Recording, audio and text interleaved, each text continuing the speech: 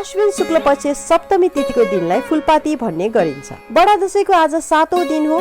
यस दिन काठमाडौँको टुरीखेलमा बढाई गरेपछि फुलपातीको रूपमा केरा, दारिम, धान, हलेडो, माने, कर्चुर, बेल, अशोक र जयन्ती आदि 9 प्रकारका पातहरू प्रत्येकको 9 प्रतिका दरले दुर्गा पूजा स्थापना गरेको ठाउँमा भित्राउँछन्। ती 9वटा पातहरूमा क्रमशः नवदुर्गा स्वरूपिणी माता अर्थात् देवीहरू लक्ष्मी, दुर्गा, चामुण्डा, कालिका, शिवा, सोखरिणी, ब्रह्माणी, रक्तचण्डिका र कृतिका देवीलाई आह्वान गरेर घर घरमा विधिवत रूपमा पूजा अर्चना गरिन्छ। यस दिन काठमाडौँका नेवार समुदायको घर घरमा प्राय विश्वकर्मा एवं विद्यादेवी महासरस्वतीलाई आह्वान गरिकन विधिवत तरिकाले पुस्तक, कपी, कलम, ज्यावलहरू, मेसिन सामग्रीहरू अनि कृषकका कोदालो, हँसिया, खन्तीहरू आदि इत्यादिको पनि पूजा आजा गरिन्छ। नेपाल एकीकरण पश्चात नै गोर्खाबाट उठाइएको फुलपाती देशका विभिन्न ठाउँहरूमा रहेको महत्त्वपूर्ण शक्तिपीठहरूमा पुर्याउने चलन थियो। नेपाल एकीकरणदेखि नै एकता र सांस्कृतिक प्रतीक गोर्खा जिल्लासँग नेपालीको पहिचान जोडिएको छ।